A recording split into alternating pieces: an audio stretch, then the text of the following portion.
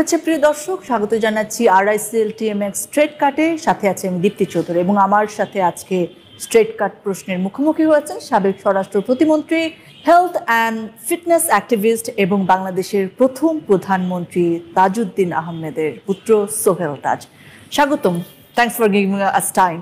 Thank you so much. And it's an well, I'm happy to have you here actually. Yes. Thank you so much. এবং এটা একটা অন্যরকম environment, আমার দর্শকরাও আজকে উপভোগ করবেন নিশ্চিত। সরাসরি প্রশ্নে যেতে চাই।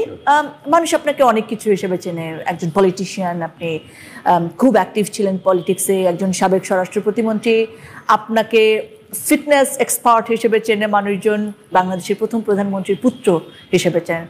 আপনি নিজেকে আসলে কোনটা হিসেবে পরিচয় দিতে সবচেয়ে বেশি পছন্দ করেন? নিজেকে কি ভাবেন? না, আসলে একটা মানুষের জীবনের শুরু তো তার সত্তা, that is my parents.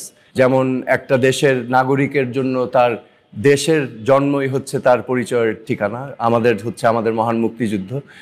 I am very proud যে আমার বাবা একজন দেশপ্রেমিক ছিলেন, দূরদর্শিতার সহকারে চমৎকারভাবে নেতৃত্ব দিয়ে আমাদের মুক্তিযুদ্ধ সফল করেছিলেন এবং একটা স্বাধীন সার্বভৌম বাংলাদেশ উপহার দিতে পেরেছিলেন।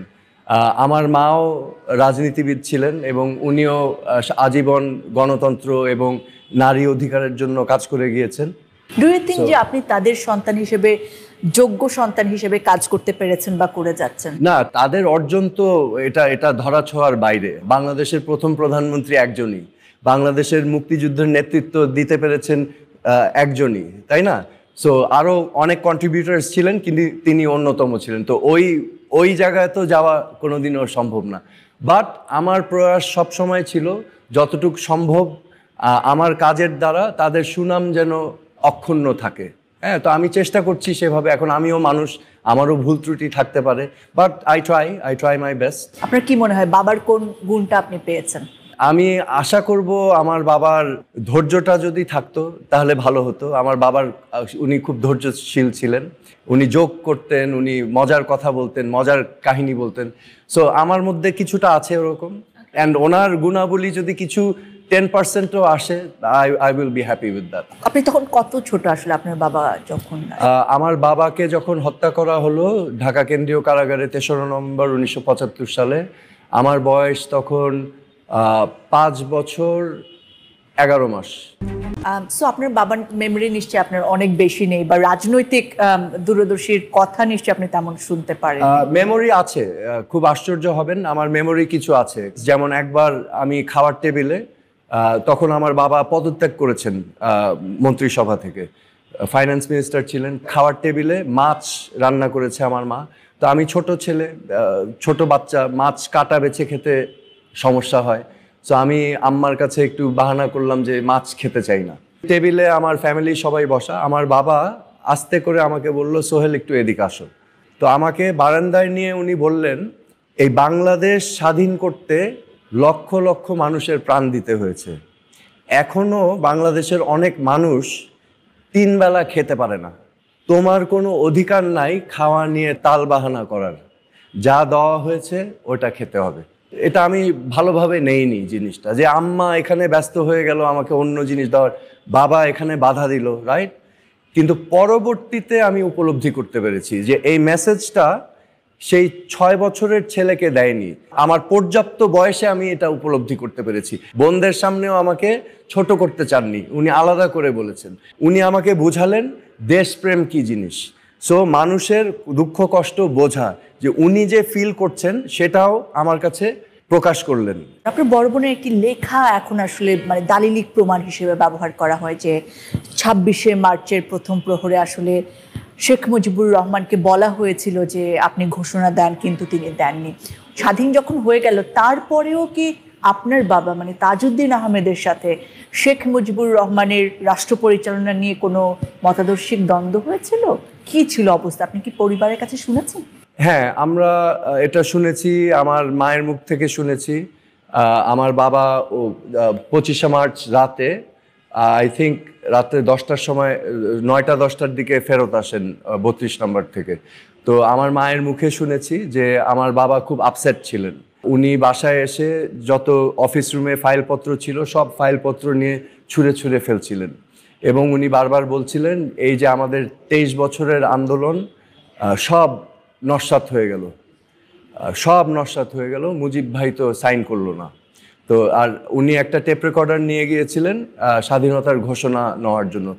যেহেতু তিনি আওয়ামী লীগের সাধারণ সম্পাদক ছিলেন এবং বঙ্গবন্ধু সভাপতি, স্বাভাবিকভাবে তাদের একটা পরিকল্পনা ছিল যে পাকিস্তানিরা যদি ক্র্যাকডাউন করে তখন কি পদক্ষেপ তারা নিতে পারেন। তো সেটার অংশ হিসাবে তাদের পূর্ব পরিকল্পনা ছিল যে বঙ্গবন্ধু একটি ঘোষণা দিবেন এবং ঘোষণা দেওয়ার পর তারা হয়তো আত্মগোপনে চলে যাবেন এবং পরেরটা তারা আত্মগোপন অবস্থায় পরবর্তী পরিস্থিতি মোকাবেলা করবেন। সো শেষ মুহূর্তে বঙ্গবন্ধু এটা সাইন না করা, কারণ আমরা জানতে পেরেছি যে সেই সময় হোটেল ইন্টারকন্টিনেন্টালে আন্তর্জাতিক মিডিয়ার সকল সাংবাদিকরা অপেক্ষা করছিল। তো ওনাদের পরিকল্পনা ছিল ওই ঘোষণাপত্রটা স্বাক্ষর দিলে সেটা পৌঁছিয়ে দেওয়া হবে তাদের কাছে, কিন্তু সেটা হলো না।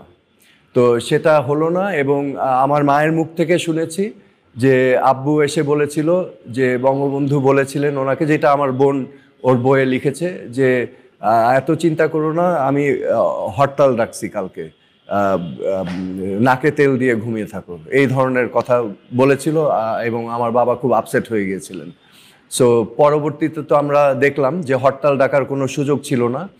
পাকিস্তানিরা বর্বরচিত গণহত্যা শুরু করে 25শে মার্চ রাত, 26শে মার্চ ভোরবেলায়, এবং পরবর্তীতে তাজউদ্দিন আহমেদ নিজ উদ্যোগে উনি বর্ডার ক্রস করে ইন্ডিয়াতে যান। তো তখন তিনি চিন্তা করেছিলেন যে তিনি রিফ্লেক্ট করলেন যে অনেক বিচ্ছিন্নতাবাদী আন্দোলন হয়েছে পৃথিবীতে, কিন্তু বেশিরভাগই সাকসেসফুল হয়নি, কারণ কোনো আইনগত ভিত্তি ছিল না সেই মুভমেন্টগুলোর। তখন তিনি চিন্তা করলেন যে যেহেতু আমাদের একটা নির্বাচন হয়েছিল 70 সালে, তো ওই নির্বাচনেরকে ভিত্তি করে যদি একটি সরকার গঠন করা হয় তাহলে ইন্ডিয়া সহ অন্যান্য রাষ্ট্রর সমর্থন নেওয়া সম্ভব হবে এবং একটি স্বাধীন রাষ্ট্র হিসাবে বাংলাদেশকে মুক্ত করা সম্ভব হবে। তো এই চিন্তা নিয়েই তিনি বর্ডার ক্রস করলেন এবং তিনি সরাসরি দেখা করতে চেলেন ইন্দিরা গান্ধীর সাথে। তাদেরকে অফার দেওয়া হয়েছিল যে এবং অন্যান্য সংস্থার সাথে যোগাযোগ করতে, কিন্তু আমার বাবা রাজি হননি। তিনি বলেছিলেন আমি সরাসরি প্রধানমন্ত্রীর সাথে দেখা করতে চাই। অর্থাৎ প্রবাসী সরকার যেটা বাংলাদেশের মুক্তিযুদ্ধকালীন, সেটার পরিকল্পনা এবং নেতৃত্ব পুরোপুরি তাজউদ্দিন আহমেদের কাছে ছিল। রাইট, ওনার সাথে সঙ্গী ছিলেন ব্যারিস্টার আমিরুল ইসলাম। তখন তিনি একজন তরুণ আওয়ামী লীগ নেতা ছিলেন। যেহেতু পাকিস্তান সেই সময় পশ্চিমা বিশ্বের সাথে অ্যালাইড ছিল এবং ইন্ডিয়া আবার অ্যালাইড ছিল সোভিয়েত রাশিয়ার সাথে, সো এই ভৌগোলিক জিওপলিটিক্যাল সিনারিওটাকেও মাথায় রাখতে হয়েছে, কারণ আমাদের সফল হতে হলে কিন্তু আমাদের মোকাবেলা করতে হবে একটা পরাশক্তিকে। সো পরাশক্তিকে মোকাবেলা তো একা করা যাবে না, তো আমাদের বন্ধু রাষ্ট্রর সাহায্য সহযোগিতা লাগবে। তো এখানে একটা উল্লেখযোগ্য বিষয় আছে, আমি অ্যাড করতে চাচ্ছি। রাও ফরমান আলী, পাকিস্তানি জেনারেল, যিনি অপারেশন সার্চলাইটের ব্লুপ্রিন্টটা করেছিলেন, রাও ফরমান আলী একটা ইন্টারভিউতে বলেছিলেন যে আওয়ামী লীগের ভিতরে 3টা গ্রুপ ছিল, একটা লেফট, একটা রাইট, অ্যান্ড দেন দেয়ার ওয়াজ তাজউদ্দিন। আমাদের সবচেয়ে বেগ পেতে হয়েছে তাজউদ্দিনের সাথে, কারণ তাজউদ্দিনই একমাত্র পাকিস্তান ফ্রেমওয়ার্কে কোনো আলাপ করতে চাননি। হি ওয়াজ ফর ইন্ডিপেন্ডেন্স। সো আমাদের সবচেয়ে বড় মাথা ব্যথা ছিল তাজউদ্দিন। আর শেখ মুজিবুর রহমান কোন সাইডে? এখন শেখ মুজিব, এই প্রশ্নটাও কিন্তু জার্নালিস্ট করেছিলেন, তো উনি বলেছিলেন না, শেখ মুজিবুর রহমান ব্যতীত 3টা গ্রুপ ছিল, because he was trying to say যে এই গ্রুপগুলো ইনফ্লুয়েন্স করতো শেখ মুজিবুর রহমানকে। স্বাধীনতার পরে আসলে তাজউদ্দিন আহমেদ কি সেই ভূমিকার যোগ্য মর্যাদা পেয়েছিলেন কিনা, বা দেশকে নিয়ে তারা যে স্বপ্ন দেখেছিলেন সেই অনুযায়ী তিনি কাজ করে যাওয়ার সুযোগটা পাচ্ছিলেন কিনা, কিছু শোনাচ্ছেন আপনি? না, অবভিয়াসলি পাননি, যেই কারণে গণতন্ত্র ছিল না 72-এর পরে। ক্রমাগতভাবে একদলীয় শাসন ব্যবস্থায় চলে গেলাম, যেটার বিরোধিতা এবং যুক্তি দিয়ে বলার চেষ্টা করেছিলেন আমার বাবা সেই সময়। এবং উনি এটাও বলেছিলেন যে আপনি বাকশাল করার মাধ্যমে ক্ষমতা থেকে আপনাকে সরাবার কোনো পথ রাখলেন না, একমাত্র আপনাকে হত্যা করা ছাড়া, এবং আপনিও যাবেন, আমাদের সবাইকে নিয়ে যাবেন। কিন্তু সেই আওয়ামী লীগেই আপনি আবার রাজনীতিতে যোগ দিলেন, কোন দর্শন থেকে? বাংলাদেশকে একটি সুন্দর বাংলাদেশ হিসাবে গড়ার জন্য, মুক্তিযুদ্ধ যেই স্বপ্ন নিয়ে আমরা করেছিলাম সেই স্বপ্নকে ধারণ করে। আপনার মনে হয়েছিল যে শেখ হাসিনার নেতৃত্বে আওয়ামী লীগ আবার সেই পথেই হাঁটবে? ইয়েস, আমি শেখ হাসিনার উপর আস্থা রেখেছিলাম, আমি তাকে বিশ্বাস করেছিলাম। আপনি আশাহত হয়েছেন? আমি মনে করি তিনি আমার সাথে, দেশের সাথে, দলের সাথে বিশ্বাসঘাতকতা করেছেন। সো আপনি যে স্বরাষ্ট্র প্রতিমন্ত্রী থেকে পদত্যাগ করেছেন সেটার স্পেসিফিক কারণ আসলে কি ছিল?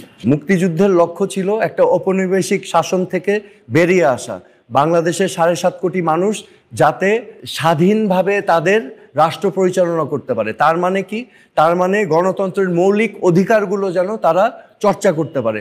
ভোটাধিকার, বৈষম্যহীন একটি সমাজ, মেধাভিত্তিক একটি সমাজ, দুর্নীতিমুক্ত একটি সমাজ, যেখানে সকলের সমান অধিকার থাকবে, হিন্দু, মুসলমান, বৌদ্ধ, খ্রিস্টান সকলে সমান অধিকার নিয়ে বসবাস করবে।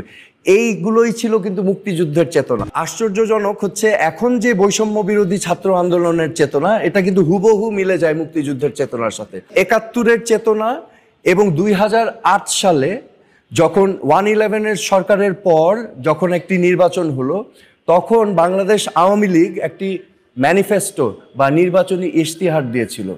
সেখানে সুস্পষ্টভাবে সেই চেতনাটাকে ফুটিয়ে তোলা হয়েছিল। গণতান্ত্রিক প্রতিষ্ঠানগুলোকে আমরা কি করব? সংস্কার করব। নির্বাচন কমিশনকে আমরা ইন্ডিপেন্ডেন্স দিব, রাইট? আমরা জুডিশিয়ারিকে ইন্ডিপেন্ডেন্স দিব, রাইট? আমরা প্রশাসনকে রাজনীতিকরণ মুক্ত করব, পুলিশকে রাজনীতিকরণ মুক্ত, রাজনীতির প্রভাব মুক্ত করব। আমরা দুর্নীতি মুক্ত সমাজ, জিরো টলারেন্স দুর্নীতির বিরুদ্ধে আমরা ঘোষণা দিয়েছিলাম। আমরা আরও কি বলেছিলাম? সিস্টেমিক চেঞ্জ, সিস্টেমগুলোকে আমরা চেঞ্জ করব, রাইট? সো এটা তো একটা বিশাল কাজ। সো আমি খুব অনুপ্রাণিত হয়েছিলাম যে এই কাজগুলো যদি এবার আমরা করতে পারি, কারণ 2008 সালে কিন্তু জনগণ ম্যান্ডেট দিয়েছিল আওয়ামী লীগকে এই কাজগুলো করার জন্য। কঠিন একটি মন্ত্রণালয় যেটা স্বরাষ্ট্র মন্ত্রণালয়, স্বরাষ্ট্র মন্ত্রণালয়ের প্রতিমন্ত্রীর দায়িত্ব নিয়েছিলাম। কেন? কারণ আমরা যদি এই সংস্কারগুলো করতে চাই তাহলে আমাদের সুশাসন কায়েম করতে হবে। You must have good governance. Good governance করতে হলে you must ensure rule of law, তার মানে আইনের শাসন আসতে হবে। আর আইনের শাসন কোনোদিনও হবে না যদি আইন প্রয়োগকারী সংস্থাই দুর্নীতিগ্রস্ত থাকে।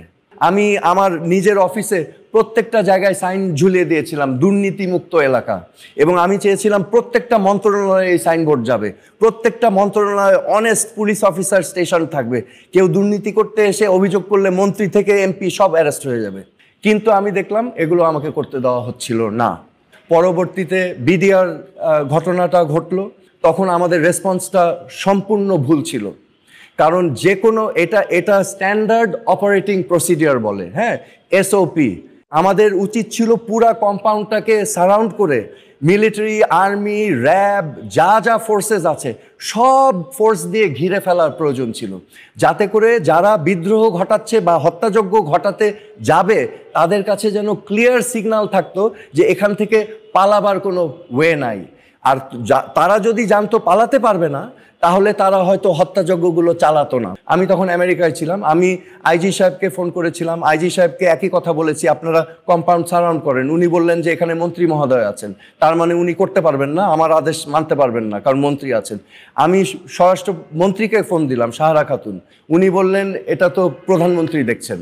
আমি তখন প্রধানমন্ত্রীকে কল করলাম যে এখানে তো আমাদের সারাউন্ড করে ফেলতে পারে। উনি বললেন এত বুঝো না, আমি দেখতেছি। আমি 10ই মার্চ দেশে আসলাম। 11ই মার্চ হঠাৎ আমাদেরকে বলা হলো যে বিডিআরের সকল কর্মকাণ্ড আমাদের হাত থেকে নিয়ে যাওয়া হচ্ছে, মানে বিডিআর জড়িত ঘটনাগুলো ইনভেস্টিগেশন সমস্ত কিছু করার জন্য একটা কোঅর্ডিনেশন কমিটি করে দেওয়া হলো, এবং এটার প্রধান করা হলো আমাদের সে সময় commerce minister colonel retired Farooq খানকে।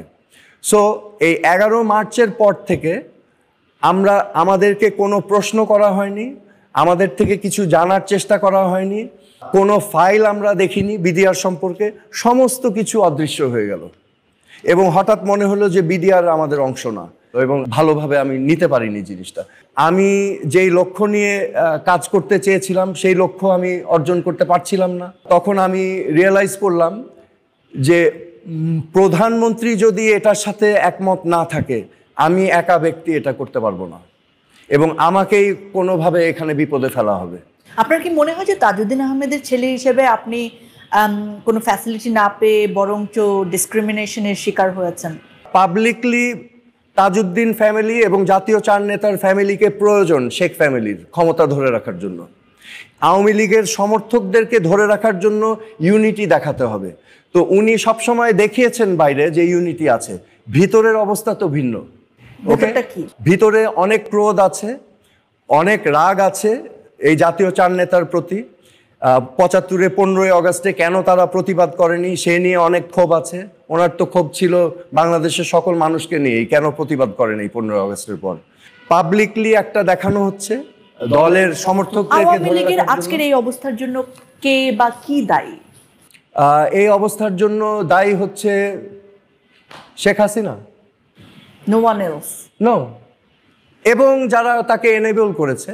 এখন এটা সাধারণত হয় যখন একটা ডিক্টেটরশিপ গড়ে ওঠে, কিছু মানুষ থাকে যারা বেনিফিশিয়ারি হয়, সো একজন আরেকজনকে ফিড করে।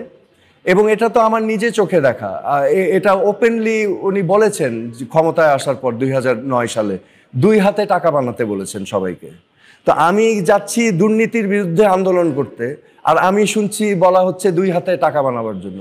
ডু ইউ আন্ডারস্ট্যান্ড আমার অবস্থাটা তখন কোথায় দাঁড়ায়? এখন তুমি তো 2 হাতে টাকা বানাচ্ছ, আবার ডিজিএফআই দিয়ে সমস্ত ফাইল আমার কাছে চলে আসছে।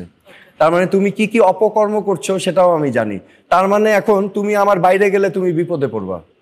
সো এইভাবে চালানো হয়েছে পুরা সংগঠন এবং সবাইকে লাইনে রাখা হয়েছে এভাবে। সো ইয়েস, সো এটার জন্য দায়ী হচ্ছেন কর্তা ব্যক্তি, যাকে আমরা একক ক্ষমতার অধিকারী বানিয়েছি। We destroyed ourselves. আপনার কি মনে হয় যে আওয়ামী লীগের কামব্যাক করার সুযোগ আছে নতুনভাবে, এবং সেই আওয়ামী লীগে আপনি যোগ দিতে চান?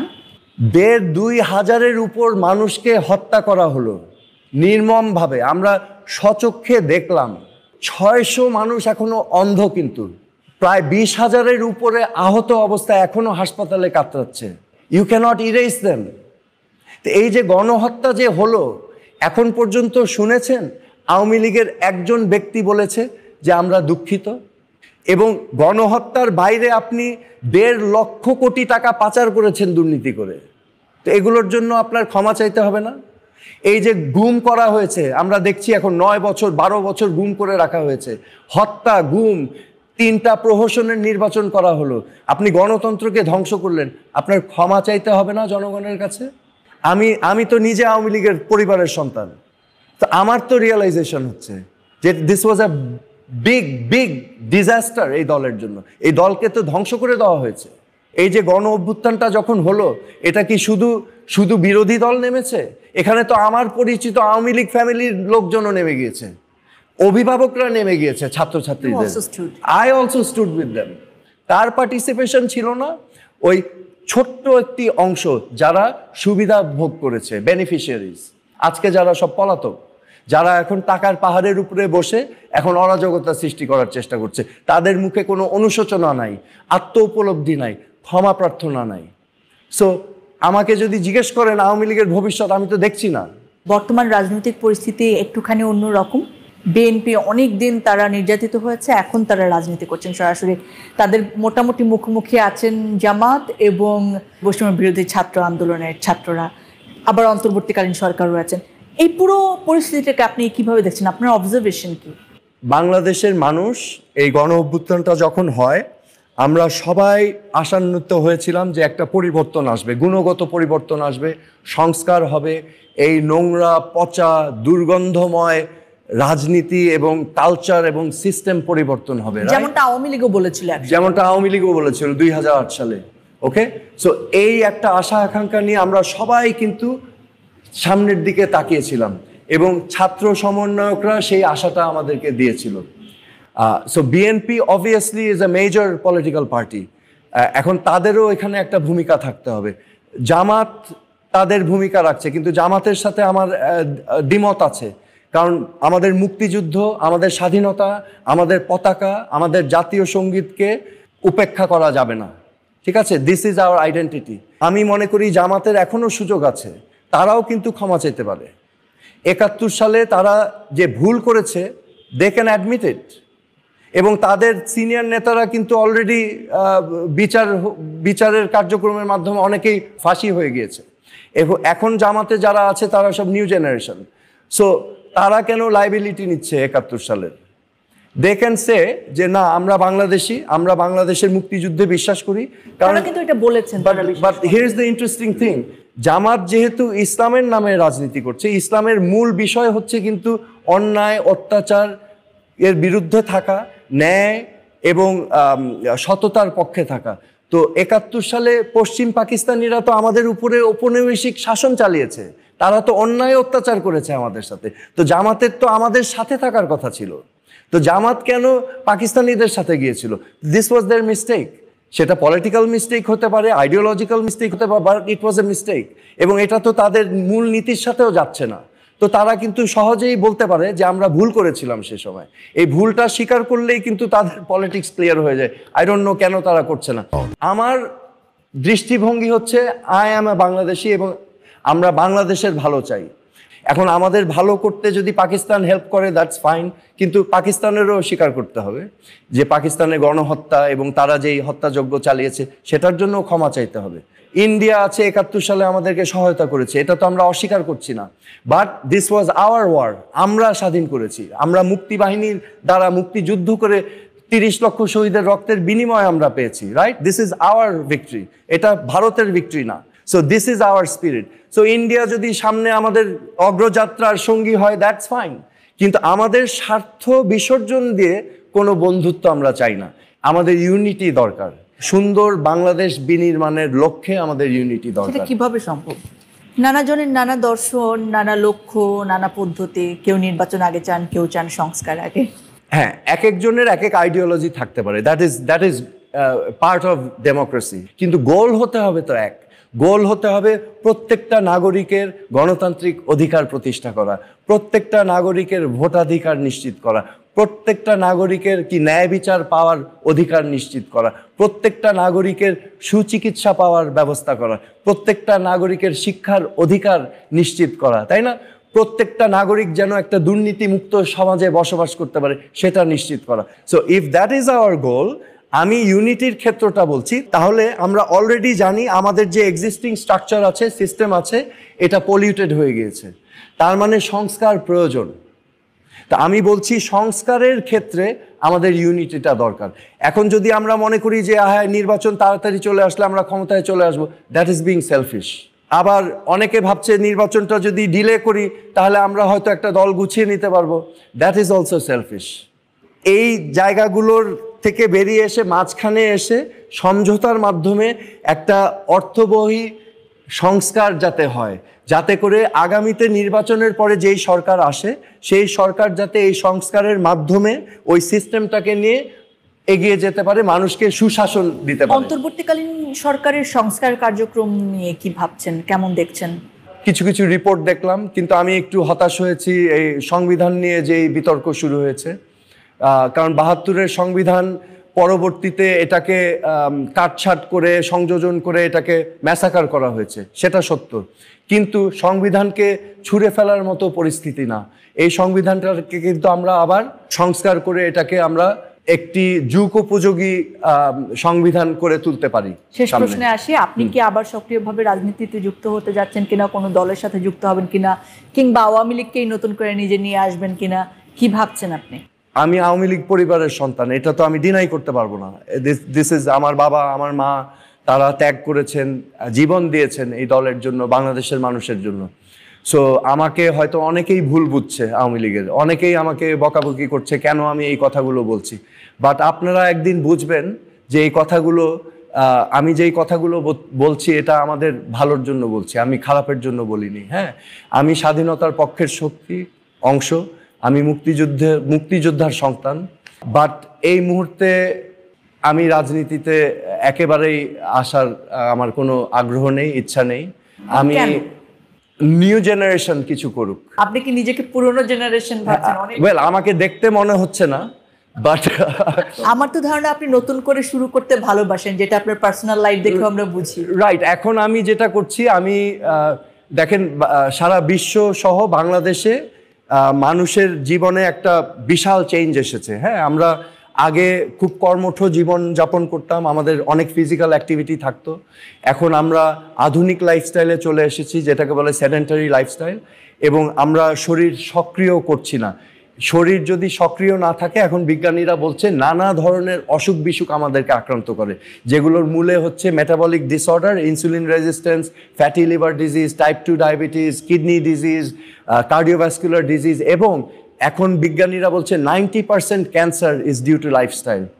তো আমি এই বাংলাদেশে দেখেন ঢাকা শহরে কতগুলো হসপিটাল, এখন ডানে বায়ে চারিদিকে হসপিটাল, অথচ 30 বছর আগে কিন্তু হাতে গোনা 4-5টা হসপিটাল ছিল।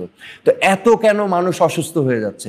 আমি অ্যাওয়ারনেস সৃষ্টি করার চেষ্টা করছি, এবং আমি মানুষকে একটা ছোট উপহার দিতে চাচ্ছি, ছোট না অ্যাকচুয়ালি বড় উপহার, সুস্থতা। আপনি এটা নিয়েই থাকতে চান? আমি এটা নিয়ে থাকতে চাচ্ছি, কারণ এটা আমাকে অনেক তৃপ্তি দিচ্ছে। আমি যখন দেখছি যে একজন মানুষের জীবন চেঞ্জ হয়ে যাচ্ছে এবং সে আবার বেঁচে থাকার আগ্রহ ফিরে পাচ্ছে, এটা আমাকে খুব আনন্দ দেয়। কিন্তু তরুণরা রাজনীতি করুক, সেটা তো আপনি আমি তরুণরা রাজনীতি করুক এবং সঠিক রাজনীতি করুক, সেটা আমি চাই। তারা যেটা বলেছে বৈষম্যহীন সমাজ, তারা যেটা বলেছে ন্যায় বিচার, তারা যেটা বলেছে দুর্নীতিমুক্ত সমাজ এবং সবার সমান অধিকার, সেটা যদি করে আমি ফুল সাপোর্ট দিব সবসময়। Thank you so much. Thank you very much.